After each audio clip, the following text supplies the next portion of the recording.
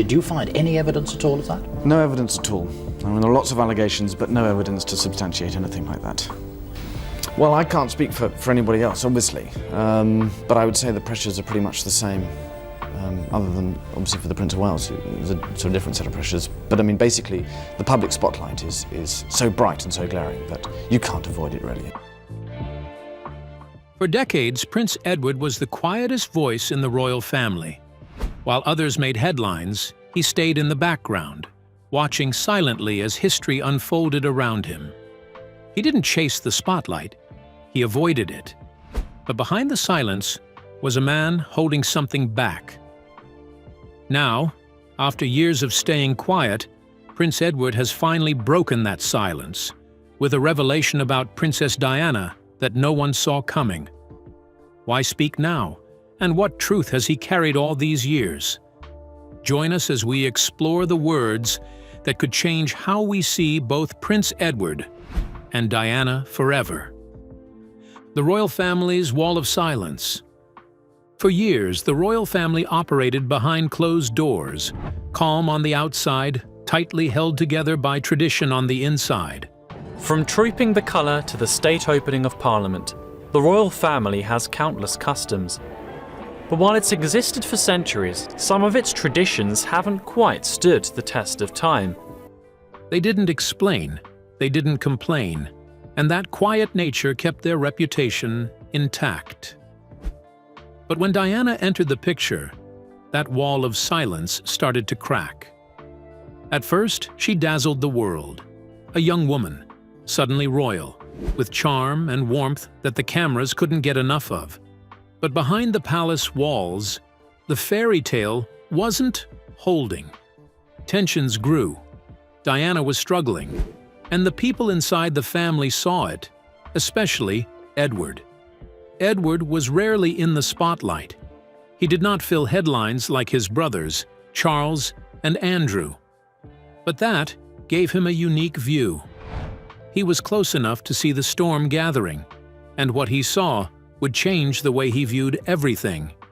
Stay with us. In 1981, when Diana married into the family, Edward was still figuring out his path. He didn't follow the same route as his brothers. While they were signing up for military service, Prince Edward was exploring the world of arts, working briefly as a stage manager and pursuing creative work. As the Queen's youngest son, he was part of the royal house projects, but also on the side. And from where he stood, he saw what others missed. He noticed the shift. Diana wasn't like the other royal family members. She didn't just attend royal events, she connected with people, often breaking protocol to do so. And while the world was falling in love with her, Edward was watching how her presence challenged everything the monarchy was built on. Diana did things differently. She broke the mold. She hugged people with AIDS. There was that infamous moment at the pediatric AIDS unit in Harlem when she hugged a 7-year-old boy with AIDS. Now that broke so many barriers for so many different reasons. When others were afraid to. She walked through active minefields. Diana even opened up about her mental health and what she was going through behind closed doors. To many people, she was brave and compassionate. But to someone like Edward, someone who believed in keeping the royal image intact, it looked like a problem. And that was where the cracks began to build from. So, keep watching to find out how Edward reacted to these changes. Prince Edward, on the other hand, followed the rules. He believed in the system. In his view, the monarchy worked because it stayed steady, even when everything else was shaking. So when it came to Diana's openness, it was something he couldn't always understand. It wasn't just that they saw things differently. They lived their roles in completely opposite ways. As time went on, those differences only grew stronger. While there were no public feuds between them, behind the scenes, there was distance. Some insiders claimed that Prince Edward's relationship with Diana was anything but close. While Diana was a dominant and powerful figure in the royal family, Edward was known to be wary of her and kept his distance. One major source of tension between them was their differing views on key issues, parenting style being one of them. Edward, who is known for his loyalty to family tradition and discretion, reportedly did not hold Diana in high regard, partly influenced by the views of Prince Philip. Edward believed that Diana's very public struggles and openness about private family issues caused significant problems for the royal family's reputation. And yet, it wasn't all cold. Even in their differences, there were moments where Edward respected what Diana brought to the table. He saw how she could turn a spotlight onto people and issues no one was paying attention to. But those rare moments of agreement were often overshadowed by the growing tension in the family and between Diana and the institution itself. However, as Diana and Charles's marriage crumbled, the divorce hit everyone, including Edward. While the tabloids ran endless stories and the public picked sides, Edward was still trying to find his place. He wasn't just a royal, he was trying to build his own identity. That included his short-lived time with Ardent Productions, a move that some saw as an escape from royal pressure. But stepping outside the firm wasn't easy. And all the while, Diana's influence and the drama surrounding it kept growing. She became a global figure. He remained in the background, but that contrast made their relationship even more interesting. While she embodied change, Edward represented tradition. One pulled the spotlight closer, the other stepped away from it. As the years went on, the differences between them became even clearer. Diana gave emotional interviews, raw, revealing, and unlike anything the royals had done before. Edward stuck to the old ways. He showed up, did his work, and stayed quiet. Even when he supported important causes, he didn't draw attention to himself. That quietness wasn't just a personality trait, it was a choice. He believed in keeping things private. She believed in speaking the truth, even if it affected the system. Do you think you'll ever be queen? No, I don't. No. Why do you think that? I'd like to be a queen of people's hearts, in people's hearts. But I don't see myself being queen of this country. And that gap between them was hard to ignore. Still, Edward wasn't part of the public scandals. He wasn't giving interviews or making headlines, but he saw it all happen. And even though he stayed silent, the experience left its mark. Then something unexpected happened.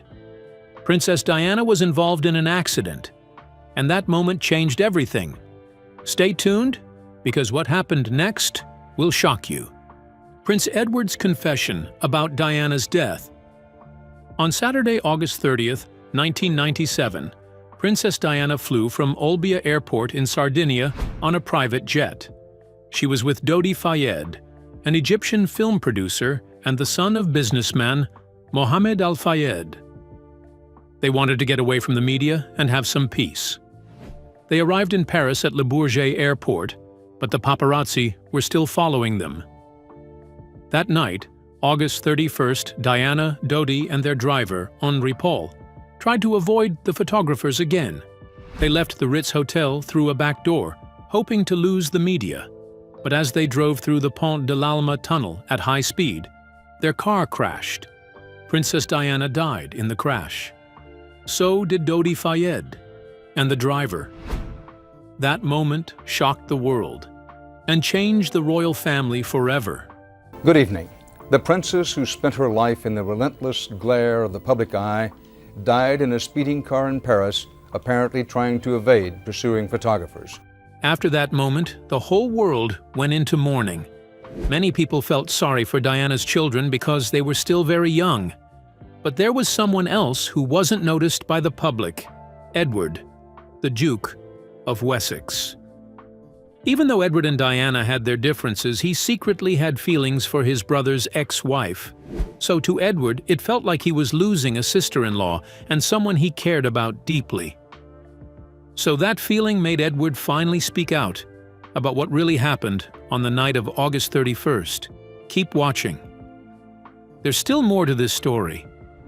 In 1999, 2 years after the crash, Prince Edward started to question everything. He started to call for transparency. His mission was simple: what killed Diana? Because of the pressure he was placing on the press and police, the truth started to surface, or at least what the authorities wanted the world to believe. A French investigation claimed that Henri Paul, the driver that night, was intoxicated. They said he lost control of the car because of alcohol and prescription drugs. Paul wasn't just a driver. He was the deputy head of security at the Ritz Hotel. Some witnesses even said he had been showing off to the paparazzi earlier that night. Antidepressants and traces of antipsychotic medication were later found in his system, making his condition even worse. But Edward was not yet satisfied. He still had doubts, quiet ones. He couldn't shake the feeling that something didn't add up. Why was no one asking deeper questions? Why did the story feel incomplete? Now, his curiosity and outspokenness helped prompt the British inquest. In 2008, Operation Paget gave its verdict: unlawful killing. That's what the jury called it. They blamed Henri Paul and the paparazzi chasing the car. Still, the public was left wondering. Some reports tried to explain why Trevor Rees-Jones, the bodyguard, survived. They said he was wearing a seatbelt. But Edward knew what the investigators later confirmed. No one in the car was wearing one. Not even Diana. As the investigation started to quiet down, another surprising detail came out. Some sources revealed that Princess Diana had once written a report saying someone was trying to kill her. Now, what's even shocking about this is the person she accused, the person she named, was Prince Charles. When Prince Edward and a few others who were still searching for answers heard this, they asked a simple question: why would she think that? The answer seemed to point to one person, Camilla, the woman Prince Charles had been having an affair with for years. Some people believed that if Diana's fear was real, then removing her could have made things easier for Charles and Camilla to be together without public problems. Whether or not that's true, one thing is certain: Diana felt unsafe. She believed she was in trouble, and when she needed help the most, no one was there for her. But Edward didn't stop there. He had more to share about Diana's life and her truth. So don't go anywhere. Edward talks about Diana's legacy. After years of silence and quiet reflection, Edward didn't just speak about Diana's death alone. He went further. He began to open up about something deeper, something more lasting, her legacy. Because while the world remembers the tragedy, Edward saw the impact. And for the first time, he admitted what many never expected to hear: that Diana, in her own way, changed the monarchy forever. At first, he didn't want to say it, because the word legacy is a big word in royal circles. It's usually reserved for monarchs, not those who walked away from the crown. But Diana was different.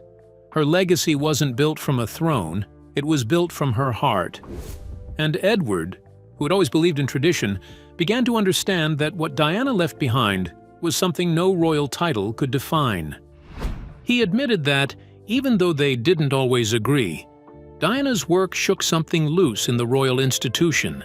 She connected with the people in a way no royal ever had before. She made the monarchy feel human. The Princess of Wales knew the value of human connection and was often seen going against the mold of the traditional royal protocol, humanizing the monarch and capturing the hearts of people around the world. And that to Edward was both powerful and dangerous. Edward didn't use big speeches or interviews, but in quiet conversations and close circles, Edward began to speak about what he had seen. And what he remembered most wasn't the headline. It was the heart. Diana, he said, was different from the start. She wasn't just a royal figure. She was a force of change. And even though their relationship wasn't close, Edward now sees just how powerful her presence really was. One of the most powerful things Edward recalled was Diana's work with people living with HIV and AIDS. In 1987, she made history when she shook hands, without gloves, with an AIDS patient at a time when fear and misinformation were everywhere. That moment changed public attitudes. It helped end the stigma. Edward said the memory stayed with him, acknowledging that what happened required not just compassion, but real bravery. He also remembered Diana's powerful work in Angola in 1997, walking through an active minefield with the Halo Trust to bring attention to the dangers of landmines. That moment was captured on camera and broadcast around the world. It put pressure on governments and helped lead to the International Mine Ban Treaty later that year. Edward, who has always believed in careful diplomacy, now sees how Diana's bold actions made a difference. He explained that she didn't ask for approval. She simply acted on what she believed was the right thing to do. But Diana's legacy, according to Edward, wasn't just about public moments. It was also about the private ones, the moments most people never saw. He talked about how Diana devoted herself to the sick, the lonely, and those overlooked, not to gain attention, but out of genuine care for them. Edward reflected on how Diana would sneak into hospitals late at night just to comfort children, how she wrote personal letters to families she met, how she stayed in touch with charity workers long after the events were over. To Edward, these small acts said more than any newspaper ever could. But here comes the twist. He also spoke about the way Diana raised her sons, William and Harry. Diana was determined that they wouldn't grow up in a royal bubble. She took them to homeless shelters, to hospitals, even to fast food restaurants. She wanted them to understand the real world. Edward said he noticed that early on, and now, looking at the way both princes carried themselves, he sees that Diana's lessons stayed with them. Edward remarked that William carries her quiet resilience, while Harry embodies her passionate spirit. Edward admitted that back then, the royal family didn't always understand Diana. Her openness, her emotion, her refusal to follow old rules. It made many people uncomfortable, including him. He further explained that they were taught to keep personal matters private, but Diana revealed her true self to the world. Initially, he feared this might harm the monarchy, but over time he realized she didn't weaken it.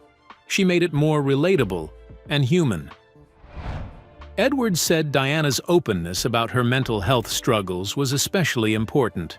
In 1995, during her famous interview with the BBC's Panorama, she spoke candidly about her battle with depression and bulimia. It was shocking at the time. The royals didn't talk about such things, but Diana did. And in doing so, she gave millions of people permission to speak about their own struggles. According to Edward, Diana's openness was groundbreaking and helped people feel more understood and less isolated. But it did not stop there. Edward also talked about how Diana worked with more than 100 charities, including Centrepoint, the Royal Marsden Hospital, and the Leprosy Mission. Her commitment wasn't just for show. She visited patients, met with doctors, and made real contributions to the causes she supported. Edward acknowledged that he didn't always agree with her approach at the time. But looking back, he recognizes the difference she made. She went beyond supporting causes. She truly transformed lives. Now, the question that many people began to ask was this: why now? Well, we are about to find out how Diana's legacy shaped the royal house. When Edward was asked that question, many expected the usual carefully crafted response filled with long-winded praise for himself and the current leadership of the royal family. But what he said caught everyone off guard. He revealed that the real reason behind his revelations wasn't about the present. It was about the future. Edward made it clear. His motivation was the legacy of Princess Diana. He wanted the next generation of royal leaders to remember who she was, not just as a mother or a princess, but as a symbol of compassion, truth, and change. He believed that Diana's legacy would be crucial to how the royal family would lead in the years to come. But now, the real question is this: are the future leaders truly walking the path Diana paved? The answer might surprise you, so stay tuned. When we look at Diana's two children, who are the heir to the throne, we find that their mother's legacy has shaped them into distinct individuals with different personalities. For Prince William, it has brought a sense of fear. And one of Prince William's biggest fears after marrying Kate Middleton was that she might suffer the same fate as his mother, Princess Diana. People often compare Kate to Diana, and while some of these comparisons are kind, they also bring pressure and worry. William has always been protective of his wife, and he doesn't want her to face the same pain, stress, or media pressure that haunted his mother.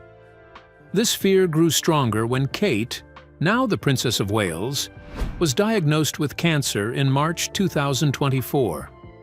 Now, in the United Kingdom, Catherine, the Princess of Wales, has announced that she has cancer and is undergoing chemotherapy. Her condition was disclosed in a video message. Kate Middleton later announced that she had completed her chemotherapy in September. The type of cancer hasn't been shared publicly, but Kate revealed that she had become emotionally attached to her port, the device used to give her medicine. Many cancer patients feel this way because they grow close to the medical team that supports them. And from then on, William has been able to embrace his fears and channel them into something that honors his mother's legacy. So Prince William took action, and in 2016, William, alongside Catherine and Prince Harry, stepped forward with a bold new initiative. Heads Together. This wasn't just another royal campaign.